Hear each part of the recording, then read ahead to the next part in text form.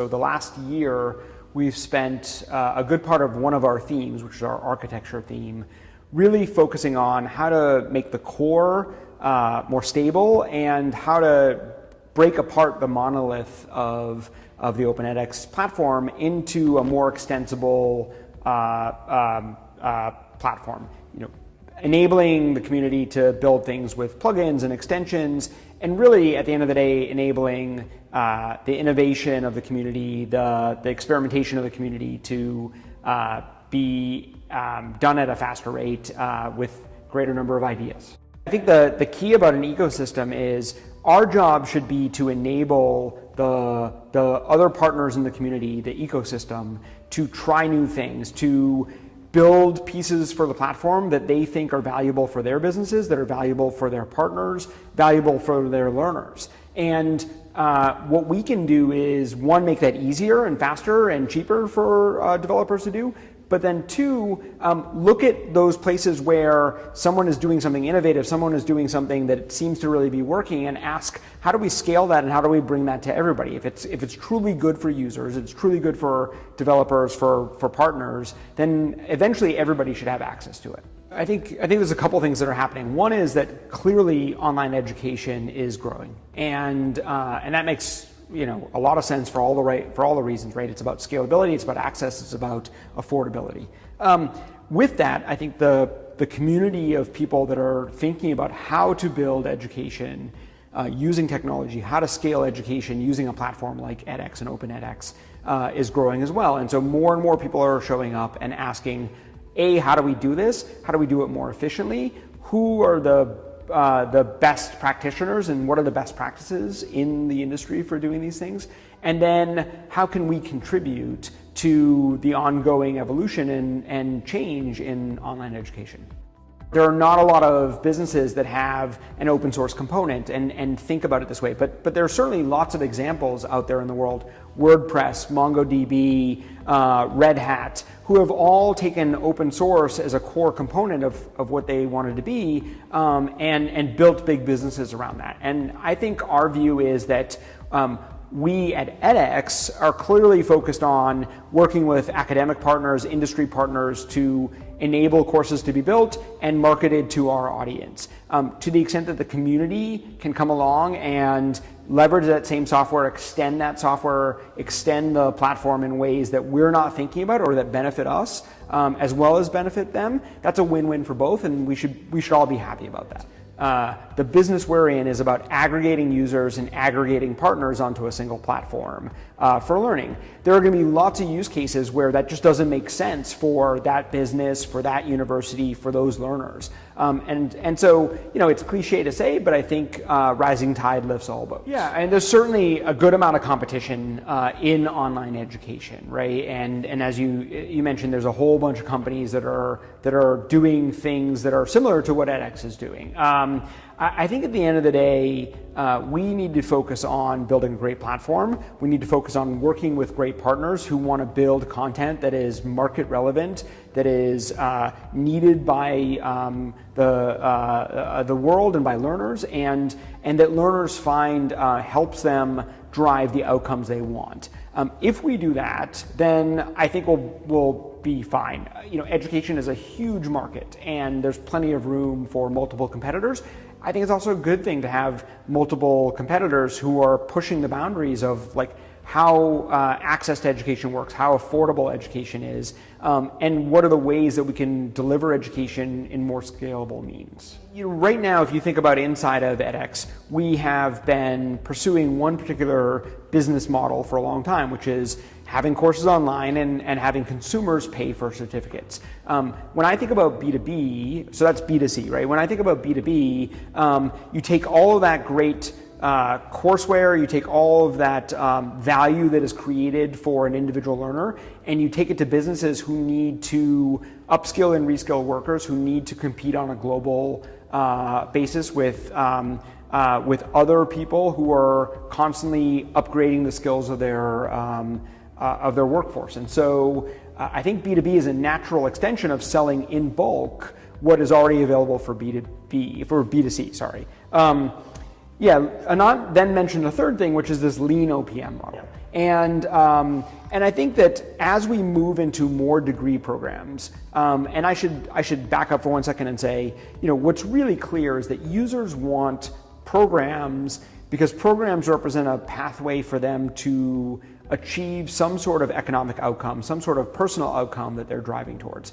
The clearest version of those that everybody understands is a master's degree. And so the online master's market is a fantastic market because you can change the affordability, you can change the access piece. I don't have to travel to be on campus. I can stay home with my family, work my job, and grow my capabilities.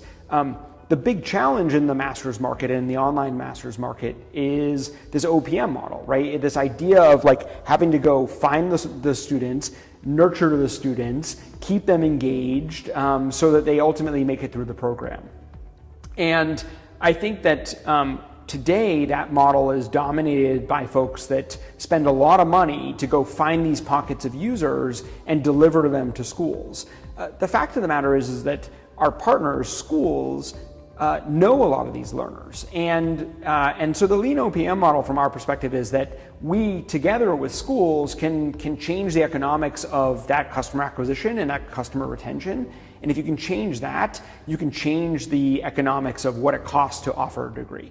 Our approach it starts with like stackability and modularity of courses, right? So we built MicroMasters, and we built this modular and stackable approach to education. I think if you can bring in users who say, for example, I'm interested in getting a computer science degree, but I don't know, A, if I have the time, B, if I'm capable of doing the work.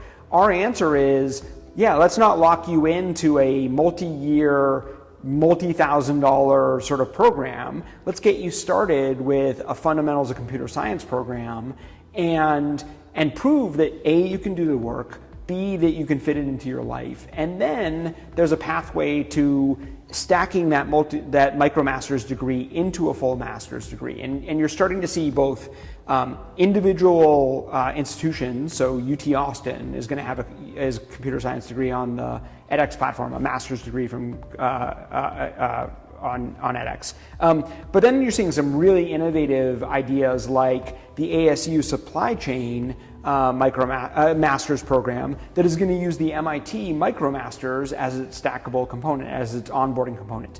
So, I say all of this because now you take users that are a much bigger audience of people who already have not just raised their hand and said they're interested in doing this work, but have actually started to do the work and convert them into ultimately getting a full degree like a master. They should reach out to us. We can talk, and we have a membership model. We do vet our academic partners, but we're happy to talk to anybody about how they can potentially participate on the edX platform and what the next steps are. Ultimately provide platform. We provide some amount of marketing. What I would say is that we can't take a program that is extremely niche, right, where there's a very limited audience for it and make it successful just by virtue of being a big platform. But the fact of the matter is we have millions of users who are taking courses already in, data science, computer science, business, management, other sciences. So we have a big audience that is fundamentally interested in learning, is fundamentally interested in progressing their careers. There's lots of opportunities for us to leverage that, plus the audience that a university or partner may already have, to drive towards other educational outcomes. So running courses on demand, having great reviews or scores or feedback on your course, driving great outcomes, being viewed by the consumers as valuable. And I think we need to build and continue to sort of offer feedback loops, right? That if you're building a course and you're not getting the results that you want, or if you're building a course and you're feeling like you're competing with a whole bunch of other people, then you've got to do something to differentiate your course. You've got to make it better, you've got to make it cheaper, you've got to make it more available, you've got to ultimately meet consumer needs. It shouldn't be a I think oftentimes when people think about this, they think about it being a race to the bottom, right? But I've worked on lots of platforms where it's not a race to the bottom. It's actually an opportunity to highlight people that are doing an incredible job. So I'll tell a quick story, which is I used to work in the travel industry, and you would see what would happen is like these amazing businesses, mom and pop restaurants, right? Mom and pop hotels, people who had started these things and were incredibly passionate about offering a great service.